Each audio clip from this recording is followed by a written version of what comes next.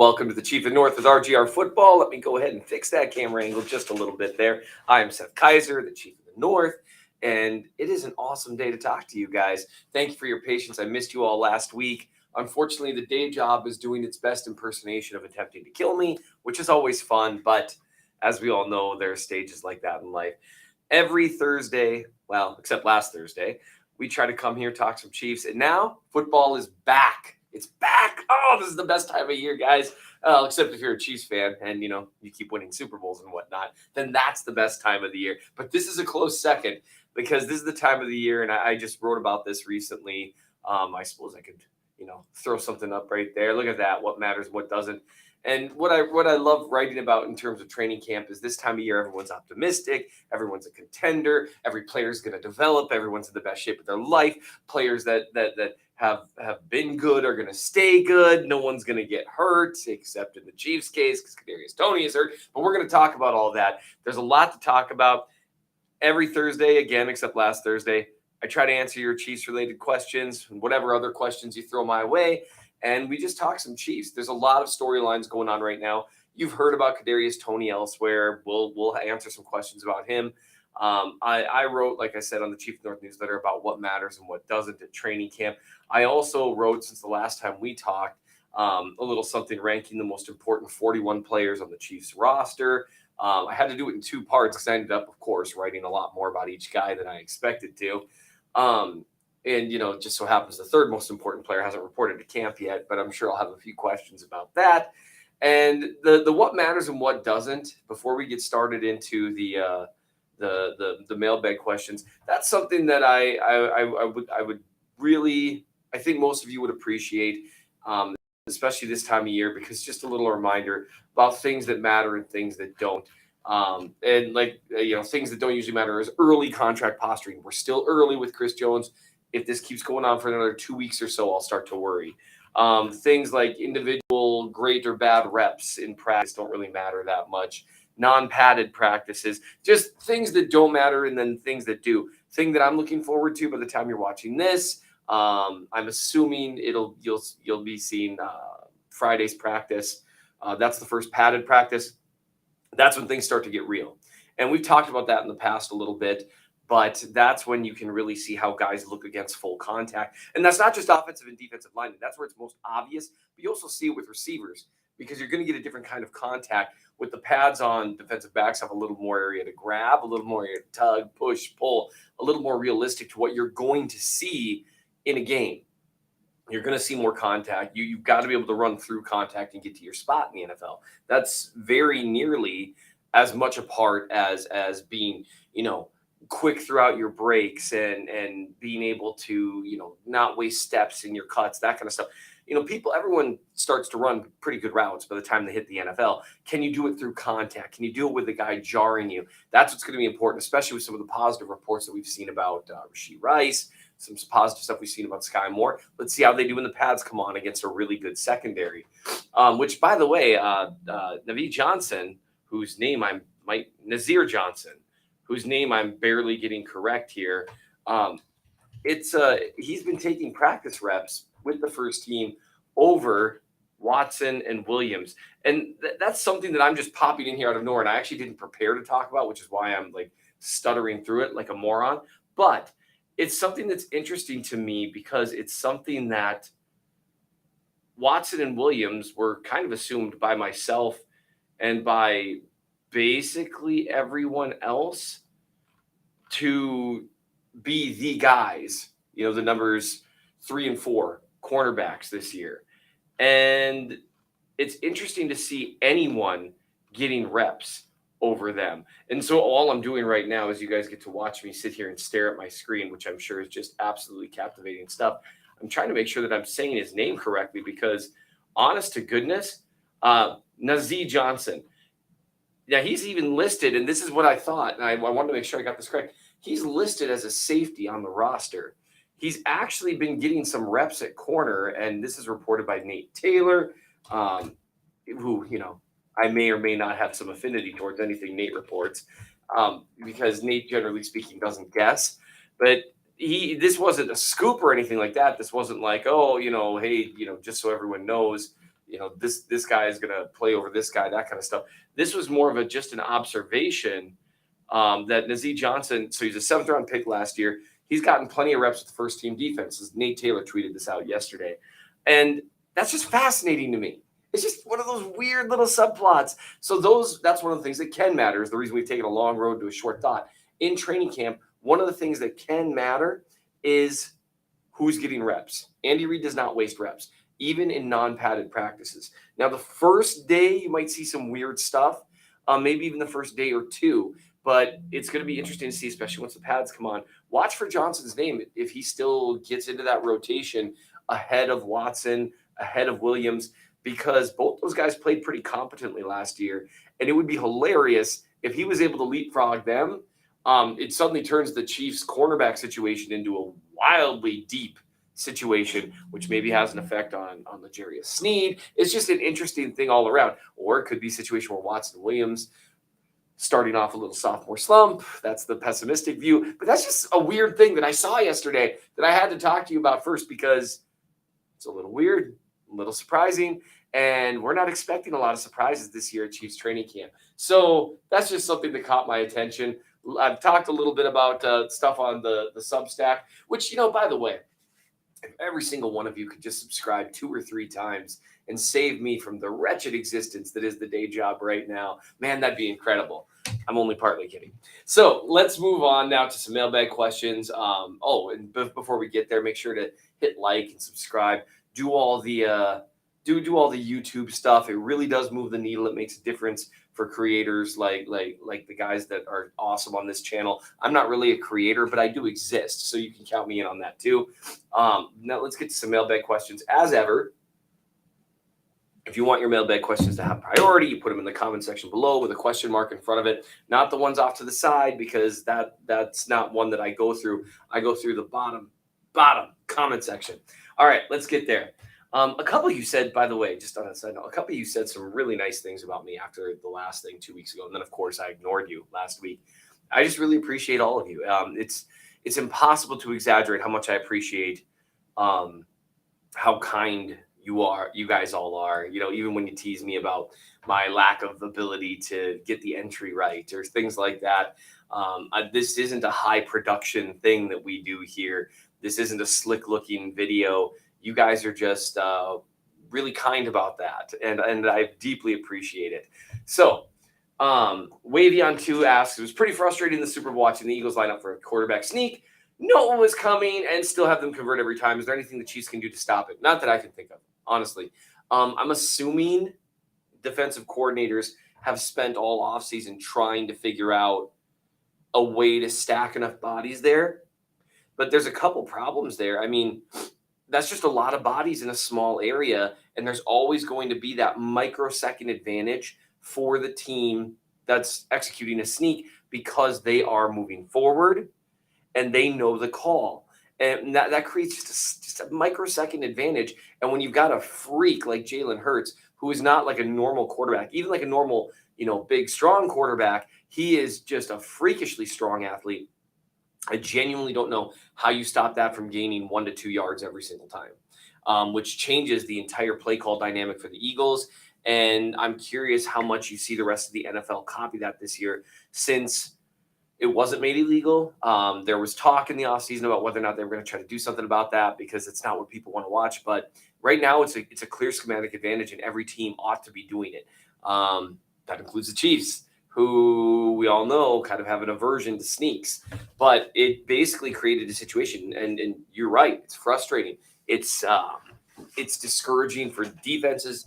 It's discouraging for the fan base, and it changes everything about the dynamic of your play calls on especially 2nd and 3rd down, because you don't have to get all 10 yards. You only have to get 8 yards, and you've almost got this automatic conversion on 4th down. That's going to be really interesting to see how many teams completely copy that, and whether or not it does lead to an injury. Quarterback sneaks are not a high injury play for quarterbacks statistically. But I'm curious if it does lead to like one injury, do teams back away from it, or are we going to see a lot of teams try out the same thing? Frankly, they should, because again, it's a massive advantage right now. Let's see. KL3687 asks, are we hiding injury under the guise of just a tweak after a knee cleanup surgery? And this is about Tony's knee surgery and the slip with Travis Kelce kind of admitting, that more was going on there. Since then, the reports have come out. I don't think they were necessarily hiding it, but the Chiefs aren't terribly forthright with injuries. They never have been. They never will be. And I don't expect that to change. That's Andy Reid. He's very old school. He's not particularly forthright about anything. He views information as power, knowledge is power type thing. And that's just never going to change. I'm definitely worried about the Kadarius Toney thing. As I record this, I'm writing right now about what some of the options are in the receiver room, who I think is most likely to step up, that sort of thing. So that might be worth checking out if you want on the Chief of the North newsletter. I like this one, by the way. Trebu says, Seth, you do a great job. I believe Justin Ross is going to make you a believer. MVS is on the clock. I don't think MVS is on the clock at all. Justin Ross is a pretty different type player. And so I don't think MVS, Justin Ross could have a 1,500-yard season, and MVS's spot on the roster is safe. But other than that, I hope he makes a believer out of me. That would be so awesome to see and be such a terrific story for a guy that's really fought his way into the league after, I'm sure as a freshman in college, he kind of thought that he was going to take a very different track into the NFL. And it's really cool to see him keep fighting to get into the league. So I hope that happens. Jamie Jones asks, if you were a defensive coordinator, how would you cover 13 personnel? And we talked a lot last time I was here a couple weeks ago about 13 personnel. I think for me, it might be that there's two ways to do it, in my opinion. One way is you really invest in your defensive line. To where you end up with 2 or 3 guys, especially on the interior, that you believe can win one-on-one and even one-on-2 matchups and even out the numbers. So what makes 13 personnel so complicated is because we talked about the numbers game, right? If you stack the box, they're going to spread the field. If you keep it spread out with nickel stuff, they're going to run right down your throat. You can negate the fear about the second part, and run a lot of nickel still or even dime if you've got 2 things. If you've got a really talented defensive line and you've got guys that you can, like a L'Jarius Sneed, Trent McDuffie type, that you trust to defend the pass well, as well as come up and play the run well, or Justin Reed or Brian Cook, like guys that you trust to do both. So it really is, to me, it's not necessarily a matter of scheme. It's a matter of personnel and having the right guys who can win those one-on-one matchups. And that's why the better the Chiefs can be, the tougher they can be. So with the Chiefs interior line being as good as it is, it's hard to find guys that can win those one-on-one matchups. One reason the Bengals give the Chiefs a hard time, they were still successful with that 13 personnel grouping, but not as successful running the ball out of it, is because DJ Reader gives them so many problems inside. They really struggled to block him up on run plays, even out of 13 personnel. He just kept winning against double teams, against single teams. And that's a big deal. So if you can get a disruptor on the inside that's really hard to block, that can kind of negate that numbers advantage in 13 personnel. So that's one reason why an interior guy, Chris Jones, can be so important, is they can negate certain schematic or personnel advantages. The last Cheeseball asks, I love that name. You could choose one. The Chiefs go 10-7, make the wild card, win the Super Bowl, but they lose to the Broncos and Raiders twice, or they go 17-0 in the regular season, but Travis Kelce's out of the playoffs with a high ankle sprain. How greedy are you? Man, Travis Kelce out of the playoffs with a high ankle sprain. Well, basically what we have here is we've got a guaranteed Super Bowl versus a non-guaranteed Super Bowl. Give me the guaranteed Super Bowl all year. I don't care if they go 10-7 and make the wild card. And they've lost to the Broncos and the Raiders twice. Sure, that means that they've got some concerns that they need to get addressed, but they won the Super Bowl. That's the ultimate thing there, being in that contention, because that means also that you've guaranteed the wild card divisional AFC championship. You've guaranteed those 4 playoff wins, whereas going 17-0 would be incredible. But the playoffs, trying to win 3 games in a row against this level of competition without Travis Kelce, that's tough. Give me a guaranteed Super Bowl all day. So let's move on to a couple of the Twitter questions that we've got. Maybe more than a couple. Let's see. We've gone 15 minutes. I probably got 10 minutes left. Let's try to burn through these. Matt Ungashek. Man, I always get your name wrong, Matt. I'm sorry. I asked, given the reported snaps for Leo Chanel rushing off the edge in camp, albeit sans pads, and we've talked about that. And a lot of people want to see Chanel on the edge. That'd be interesting to see. At least he's got a lot of functional play strength. Doesn't have length, but maybe he does have the possibility to bend around that edge because his change of direction problems are in space. And it's not that he doesn't necessarily have the ability to bend. Could be interesting. Anyway, what he's asking is, could we see them leaning into more twitchy, explosive edge rushers, essentially? Maybe an FAU feels like a bit of a step towards that. Now, Charles Omenihu feels like a step in the complete opposite direction. So I think I don't know if it's a step towards or them leaning more into that. Well, yeah, actually, I could phrase it that way. It maybe is becoming more of a both and rather than a just this or just that. And I can't help but wonder if the Melvin Ingram experiment, because they were down a body, they needed a guy, and Ingram was a solid player for them, despite being very atypical. Now, he's not a twitch guy. He was still a power-based player, but he didn't have any of the kinds of measurables that Spags normally looks for.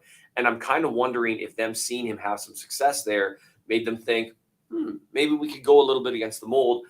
And then Karlaftis with shorter arms than what he usually uses. Maybe he's realizing that it's not quite as much about these certain measurables, and maybe you get guys that can just accomplish the task regardless of how they do it. Griswold asks, why is there often a great divide between national pundits' takes and local contributors? I get you're closer to the ground for the Chiefs, but if we can read a film review, can't they? How much research do they actually do? How much NFL media ignores film and pushes narrative? It depends on the person. Everything's case by case, and that's important to remember. It's easy to lump everyone into a single, category. Well, this person's a national pundit. This person's a local person. This person's a number guy. This person's a film review. Everyone's just people trying to do the best they can overall, generally speaking. I would say that the thing that works in our industry, generally speaking, what I've seen at least, I think quality work does get people ahead to an extent. But I think really the stuff that we've seen some of the most quote unquote successful talking heads do, especially with television and radio, because you got to talk every day. There's more stuff that's required. The people that have had the most success aren't generally the people that are striving for breaking down every single snap and necessarily being accurate or adding a ton of information to the conversation. It's more spurring conversation. It's the sports entertainment side of it. And so, if you're a national talking head, I don't really know if it benefits you to read a lot of film review. For some, it does. There's some that try really hard. But, when you've got to cover 32 teams, that's hard. Think about how much information you might occasionally miss about the Chiefs, and that's just one team. Now multiply that by 32. And let's face it, when faced with the opportunity to do more or less work but get the same result, most people are going to pick less work. That said, it's not everyone. And it's not necessarily local versus national, because local, you're going to have more homerism. You're going to have more kind of a narrow view of the Chiefs that might affect how you view players. But I just think when you've got to cover 32 teams, it's incredibly hard to stay really up to date on each team and each issue with the roster. And so you're just not going to see it as much. So that's the primary difference, is going to be a divide in the type of coverage you get there. And again, the type of coverage that generally draws the most clicks and the most eyeballs is the argument style stuff, is the, let's get enraged about Patrick Mahomes' contract. Are we really sure Mahomes is the best player in the NFL after, one bad week? That's the stuff that generates eyeballs, and that's the stuff that generates ad revenue.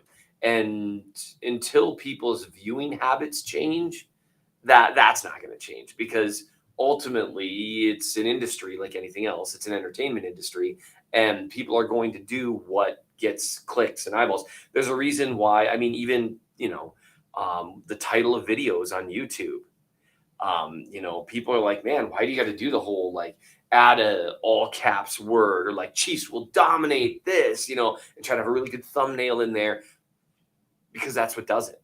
That's what actually generates clicks, because you have a whole world out there of people that don't know your work, and you're trying to figure out a way to draw their eyeballs. And so you have to play the search engine optimization game. You've got to play the clickbait game. That's one reason I like Substack so much.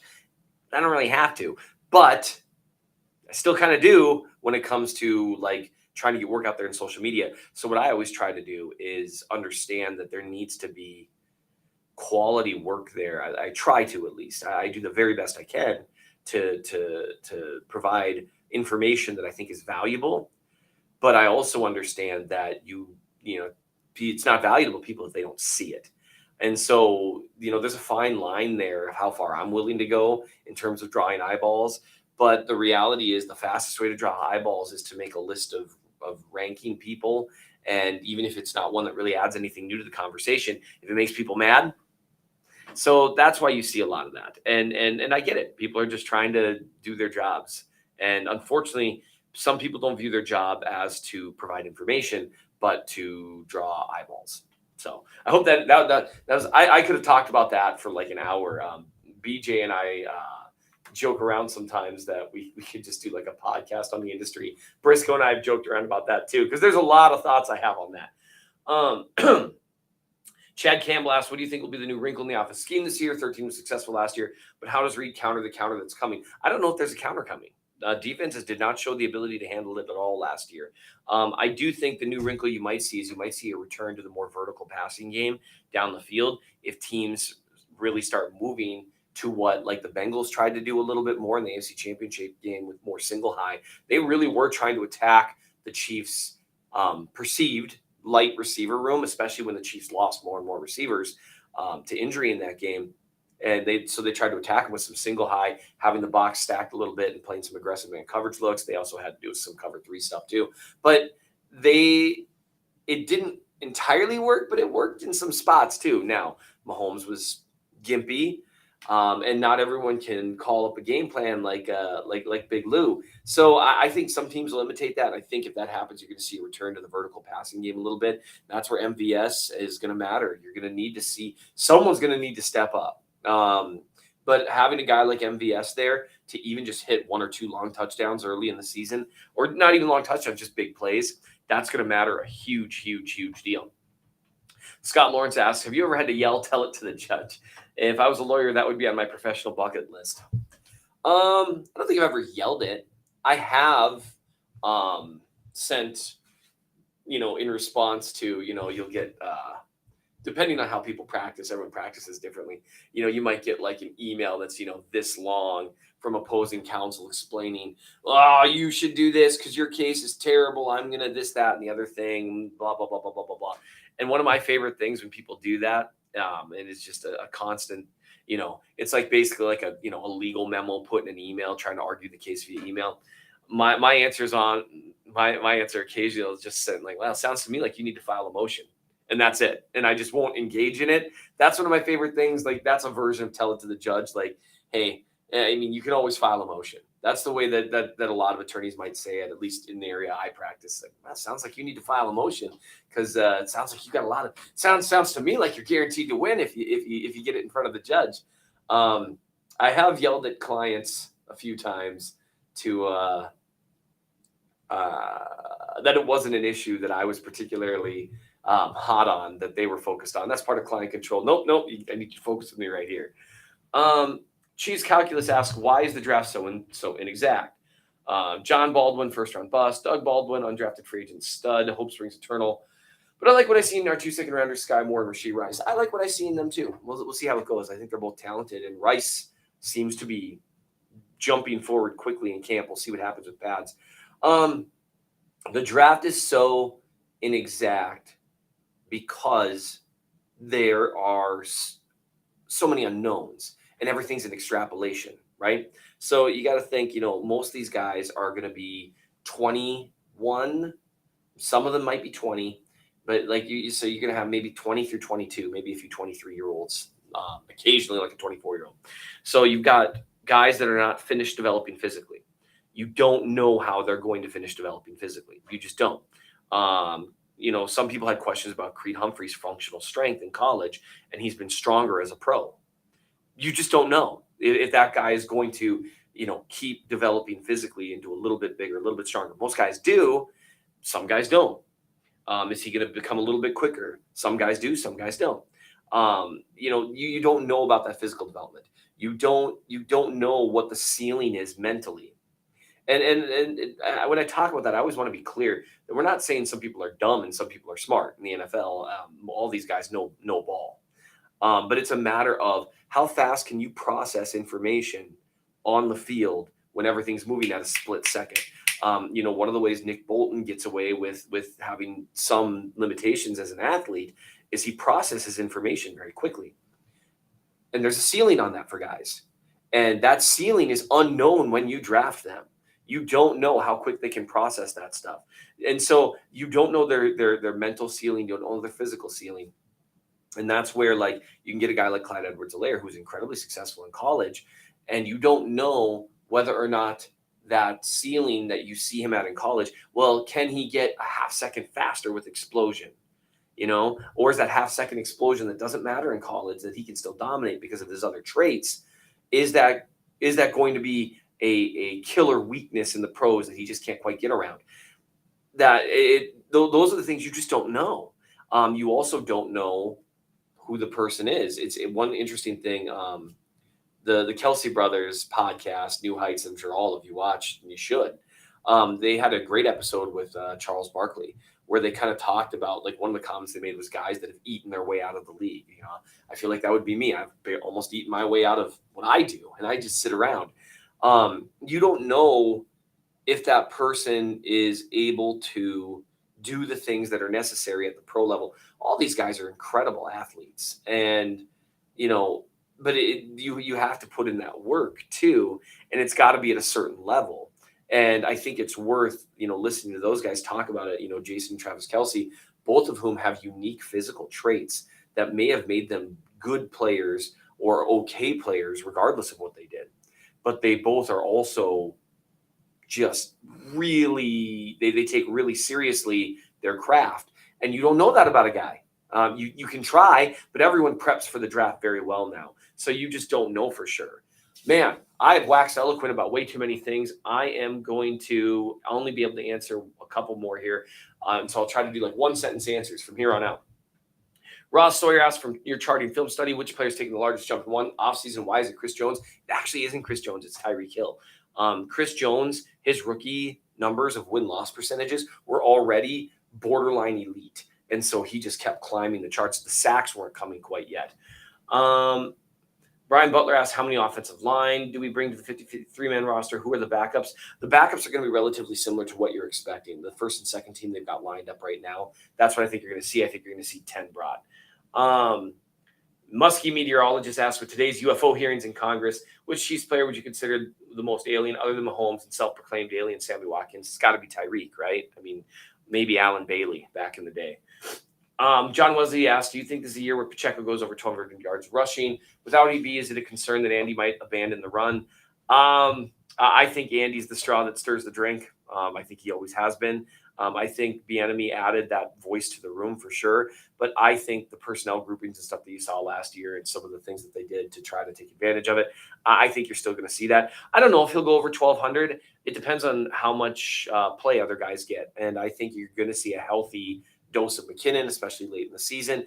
And the way they're talking about Prince, he might get a healthy dose of snaps too. And the goal here is you want all these guys to stay healthy. You want longevity. So if you've got 3 quality guys, get them all snaps and keep everyone healthy for the playoffs. Michael Reed asks, who's your favorite choice for a guy who could end up being a dude? Like I said, there's guys and then there's dudes. Charles Omenihu is he was very close to a dude in San Francisco last year. I really am excited about the idea of him with Joe Cullen. Rob M of the KS asks, what's more likely, Sky Moore bump or Rice take off?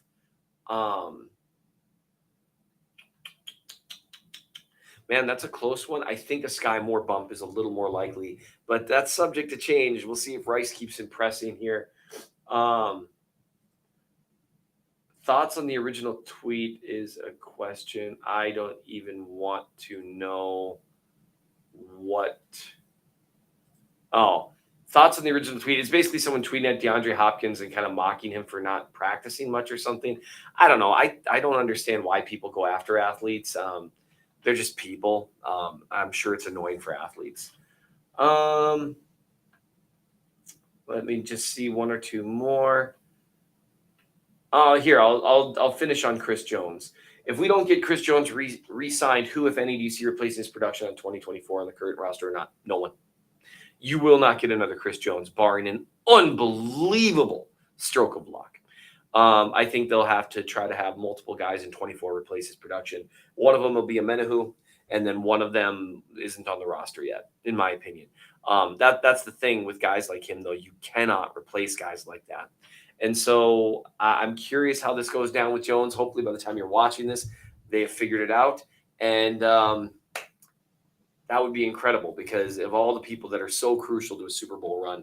Now, do I think he'll show up eventually anyway and play out the final year of his contract? I do. And do I think he'll play well and play hard? I do. Jones isn't a loafer. He's not a guy who's not going to play hard. And I know there used to be, Jones takes plays off. Almost every snap I was ever shown of that was him trying to drop and knock down passes. But whatever. I would just love to see Chris Jones retire, Chief. And I think that's what both sides want as well. So again, I'll start panicking if we're mid-August. All right.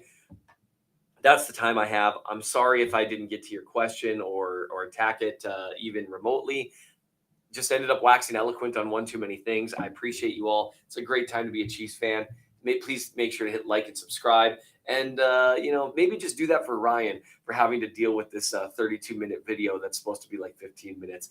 Thank you all for watching. I appreciate every one of you.